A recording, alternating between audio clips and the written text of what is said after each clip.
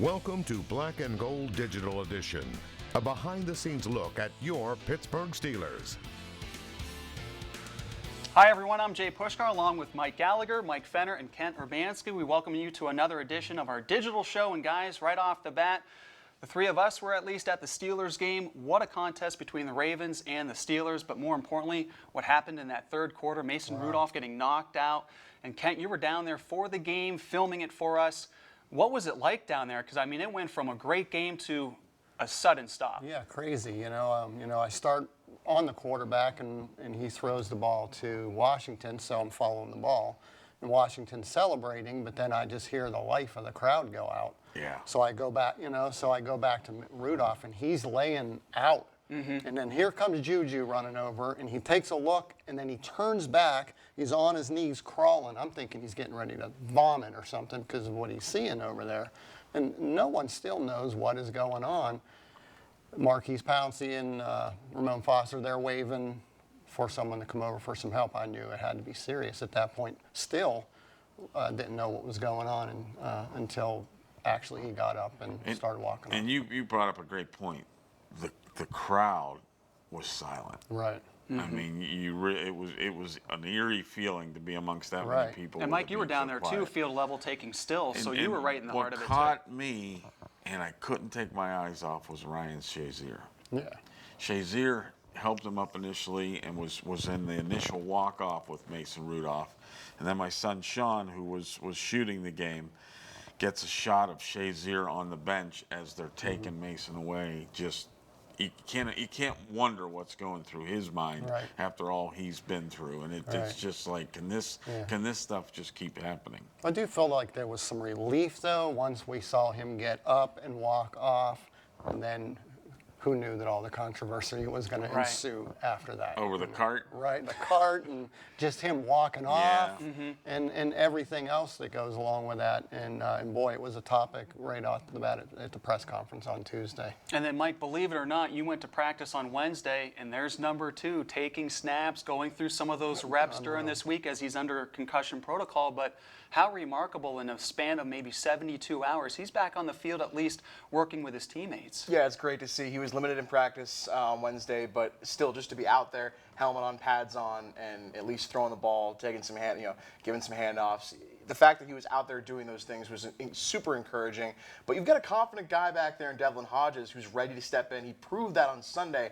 If he's given the opportunity, if he's called upon to make those kind of plays, he's ready to go. And I think that Pittsburgh has to have some confidence regardless of if Rudolph is going to play this week or not. And the video that you provided, it says one thing, but what did you take away from just seeing the body language of the team collectively, but even Hodges and Rudolph, and just the way things have been playing out the last couple of days? I felt like it was business as usual. And even though it was a scary scene on Sunday, again, having Mason out there practicing, it wasn't a doom and gloom type of attitude or atmosphere. It seemed like everyone was business as usual. And again, if he's in the plan, great. If not, they feel confident with number 6 back there as well. Mike, how much can this team take the adversity? I mean, they have been steadily getting a fast dose of just week after week of something bad going wrong. Can they finally turn the corner and maybe have some good luck to shine on them? Well, hopefully they get some good luck going their way. Let's hope for that. But also, too, like just seeing how resilient they can be. And that's something about great teams. And I know we're not great right now. I know we're 1-4, but we could be 4-1. And I know the old saying, you are what your record says you are. Three games lost by, what, total 9 points? 9 points total. Yeah. So, and all those coming late in the fourth quarter. And through all the adversity, through losing your Hall of Fame quarterback. Remember, we lost our Hall of Fame quarterback weeks ago. Okay, so let's keep all this in perspective. And if things can start and you get a few wins where you got these tough losses, now you start realizing, okay, we can come through this. And our division is not great. And speaking of which, Kent, I mean, this division is so up in the air because we saw what happened to the Browns at San Francisco. They completely fall back to the pack. This looks like more of a 9-7, 8-8, and maybe even, dare I say it, a 7-9 division winner. So things are not out of the clear just yet for the Steelers. Yeah, because the Steelers, their schedule was front-loaded with all the big guns that they've got those games out of the way, and now it gets sort of soft for them. Where the other two, Cleveland Baltimore. They go into that schedule now, so things could tighten up. It could come down to Steelers-Ravens at the end of the year for the playoff spot at 8-8. crazy is that? As of right now, that sounds like a dream scenario, right? First of all, saying, wait, playoff Just scenario? irrational Okay. here. Yeah, I mean, it Not that could. it's I mean, impossible, it but yeah. could be. It could come down to that. Right.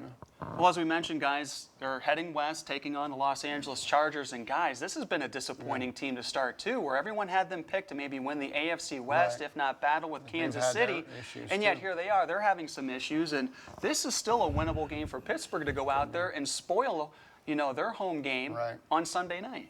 That's what they're certainly looking for. And, with having trouble out on the West Coast on top of everything else, this would be a good place to turn it around and roll into that bye week. And They're it's not giving probably up. and They're it's not probably giving not even a home game for the Chargers, Mike. We've seen it in times past. Yeah. The visiting team has a greater And turnout, it's so the you got to Steelers. believe there's going to be a lot of terrible towels waving around on Sunday night. I'm not sure, but I think this might be the first home primetime game in that new soccer stadium as well for the Chargers. I think you're right. So, Whether it's a Thursday or a Sunday night game, even Monday night, I think you're right. Because even last year they came to Pittsburgh on Sunday Night Football, so I think it might be the first home game in that new soccer. But anyway, there's going to be a ton of Steeler fans there, and every week that they play at home, it just doesn't feel like they have a huge advantage. And you talked about the close games with Pittsburgh. I mean, the Chargers have played 4 of their 5 games have been one-score games. They're 1-3 in those one-score games. So kind of the same deal here, where it's like it's razor thin. You could be talking about 2 teams that are thinking division championship right now, and they're both pretty desperate for a win. And you mentioned that's the NFL, though. That's how it is nowadays, and that's what the league wanted. They wanted that parity where it really does come down to 1 or 2 plays a game. I mean, look at the Pittsburgh Steelers and Baltimore Ravens game.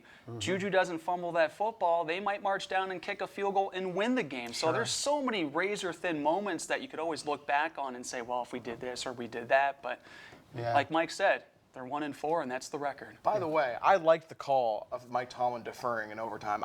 And I'm not saying this in hindsight. I really thought that was a good decision because I thought the field position was critical for Devlin Hodges to have. I felt like they were going to get that stop, or at least, at worst case, a field goal. I really felt like that was the right call, even in hindsight, and I really liked that call by him. And it's great that you bring that up because we were waiting to get post-game, and we were watching everything unfold on the TVs, and even some of the reporters from Baltimore, they're all wondering, like, do they just defer and say, hey, Baltimore, you can have the ball first? Because we're in an era now where you do that for the start of the game because you would like to have possession for the second half, but you never do it in overtime. I admit I was shocked because they had just played on defense. Right. Well, was it you that said to me on the sideline? We were on the sideline, and I think it was you I was talking to, and we said, wow, what a decision. And then Kent turned to me and said, well, we'll find out if it was a bad decision or he's a genius. Yeah. Then they get the stop and turns back and says, genius. Right. Yeah, But as you said, you liked the call. I liked it because it's, with that record, what do you have to lose? And the way the roles are set up now, where if you force that team into 3 and out, now a field goal wins it, and with a quarterback that you just brought in, I think he was playing the percentages, and Tomlin's not a guy that likes to live in his fears, so to speak, but I think they've been doing a lot of that this year with these quarterbacks coming in and having to relieve for injured quarterbacks. And speaking of Tomlin, I mean, the guts of some of the media members asking, hey, the Washington Redskins position is open. Do you have any interest? It took the very last question in the press conference to get that one out. Everyone was waiting for it, and it finally came out. It was the best answer of the news conference. yeah. So. Yeah, I can't see him, jumping ship or even the Wait, franchise what did doing he it. say? We don't have There's the so much video. stability in DC. Right. Yeah. He says we're a 1-4 team going up against the Hall of Fame quarterback. I'm really not talking about Washington anything right else, now. right? Yeah. Guys, what's going to be the key on Sunday night for Pittsburgh? Well, listen, Devlin Hodges is going to make his first start. It's one thing to come into a game, fired up, ready to go with nothing to think about. Now you have a whole week to think about it. The other team has a whole week to prepare for Devlin Hodges. So it all depends. Do they get aggressive and go after him and make this kid play outside of his normal comfort zone? And do the Steelers, again, get I don't know, comfortable in just giving him little things I want to this do. next comment to live forever on the internet. They call him Duck. Yeah. Time to add the dynasty. Right. There you go. Well, and they call him. You better trademark that phrase. You better trademark it. And he gets that because he is a world champion duck caller. I want to see him be a world champion quarterback going up against San Diego or LA. Yeah. In LA on primetime football. Well, I think Black and Gold Nation are hoping that it's not a Nathan Peterman moment Right. where Buffalo decided to throw him out Right. against the Chargers a couple Right. years ago, and he had, I think, 4 or 5 picks. Right. I think what Pittsburgh has been able to do, though, even going back to Mason Rudolph filling in for Roethlisberger in the Seattle game, is that they've been able to kind of scale things back and what is your comfort zone Right. and allow these guys to succeed under center.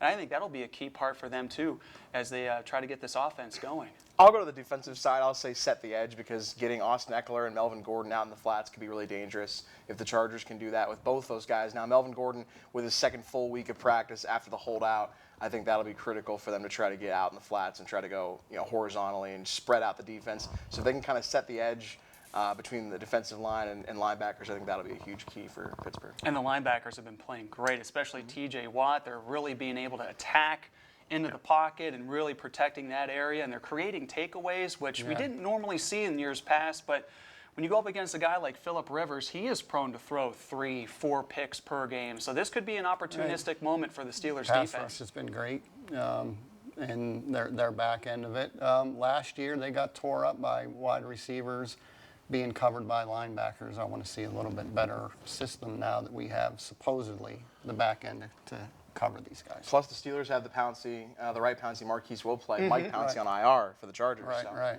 Pretty cool to see that dynamic. We saw some video from last year with Right. those two guys getting together. Yeah. Pretty cool moment there. So, Well, speaking of cool moments, unfortunately for us, this is it for you. You're heading south, my friend. Well, there's always a chance I'll be back. Always a chance. Ken thinks I'll be back in a week. I don't know. I think yeah, the I'm odds are a pretty week, high. you know. I'm looking Yeah, I got in. 24-hour time period here. I got into I treat for my kidney disease at the UPMC Kidney Clinic, but through the National Kidney Foundation, I got in with a kidney program down there. Weather a little better, so try and stabilize that. I had some spells this summer where my kidney was getting bad, so just calming things down. I have all those kids, and I jokingly call them spare parts, but Right. I don't want them to become spare parts if they don't have to. But so we'll try it. You never know. But keep an eye on digital, because we've got some great digital producers who say I am still in the mix, and that who knows what stories I'll find in Florida that actually relate to your EPA. Well, and I'm with Kent. I think we'll see you back here Right after the sooner bye than week. normal. Yeah, so we'll see. But thank you. Well, best wishes, good and I'm luck. sure we'll make a visit at some point Spring between now training. and then. He's already trying to recruit us to go down to spring training and Right. baseball, and that's December, January, February. So Well, heck, it'll be a good the time. Steelers don't make the playoffs. I see Black and Gold today taking a road trip. Hey, by the first of the year, we could probably go Right. do that. The season ends at the end of December. That's it. That poll looks good to me. All right, guys. Well, thanks so much, and that concludes this edition of our digital preview show for the Black and Gold. Have a great weekend and enjoy the game. Thanks for watching. Join us again next week for Black and Gold Digital Edition.